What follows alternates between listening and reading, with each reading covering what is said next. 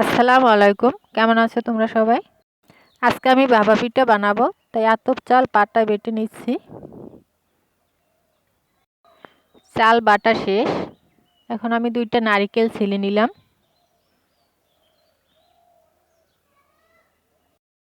নারকেল ছেলা হয়ে গেছে, এখন ফাটাই নিব।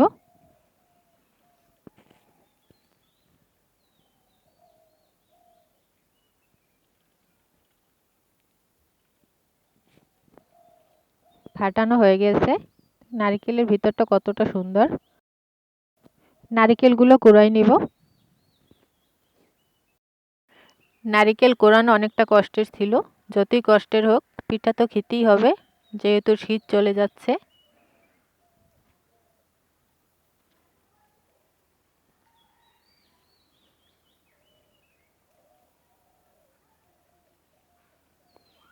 এই তো অনেক যুদ্ধের পর নারকেল কোড়ানো হয়ে গেছে। এখন কেটে নেব খেজুরের বাটালি। এখানে 1 কেজি বাটালি মিঠা ছিল, তো এগুলো আমি বটি দিয়ে কেটে নিলাম।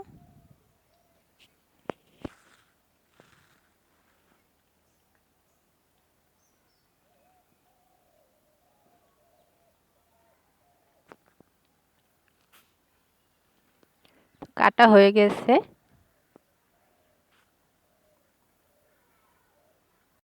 তো অফ ক্যামেরায় আমি চালের গুঁড়োগুলো পুষে নিছি।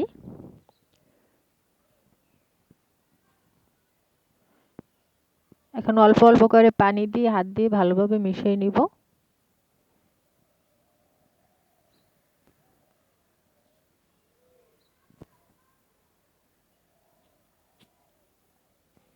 একবারে পানি দেওয়া যাবে না, অল্প অল্প করে দিতে হবে।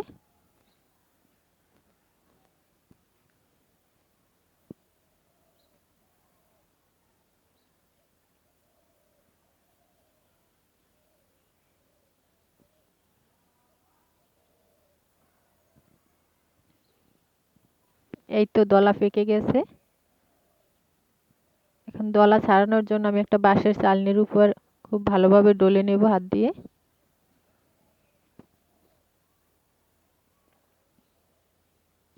সব গুঁড়িগুলো আমি ডলে নিছি, দেখো কত সুন্দর হয়েছে। তো অন্যদিকে আমি পাতিলে পানি দিয়ে উপরে একটা মাটির ঢাকনা ফোড়া করে নিছি। চারপাশটা আমি কাদা দিয়ে লিপে দিছি যাতে ভাপ বের না হয়। পিঠা তৈরি করার জন্য আমার সবকিছু একদম রেডি। এই জায়গায় আমি স্টিলের একটা বাটি নিছি, অল্প পরিমাণে গুঁড়ি দিয়ে দিলাম নারকেল, আবারও দিয়ে দিলাম চালের গুঁড়ো, উপর দিয়ে মিঠা দিয়ে দিব।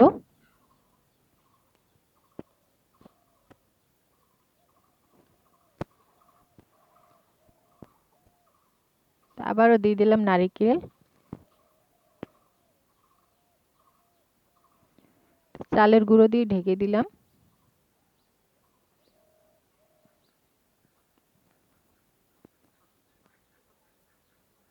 হাত দিয়ে একটু চেপে চেপে দিতেছি।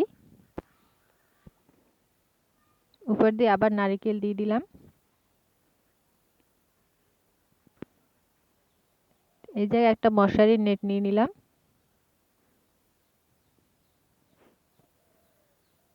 তো অন্যদিকে দেখো পানিতে একদম ভাপ চলে আসছে। এখন পিঠা দেওয়ার পালা। পিঠাটা দিয়ে দিলাম, দিয়ে আলতো করে বাটিটা উঠিয়ে নেব।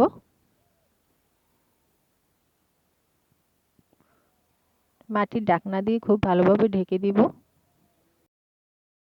এখন পিঠা হওয়ার অপেক্ষা। তো ঢাকনাটা তুলে দেখি একদম রেডি। তো আমি একটা খুন্তির সাহায্যে উঠিয়ে নিলাম।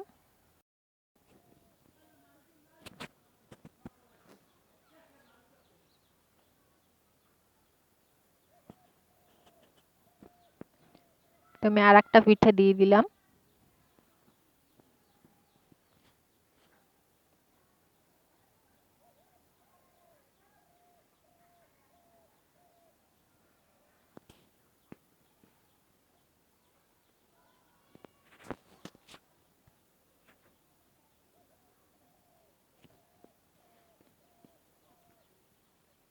তো তোমাদেরকে একটু ভেঙে দেখাই কতটা পারফেক্ট হয়েছে।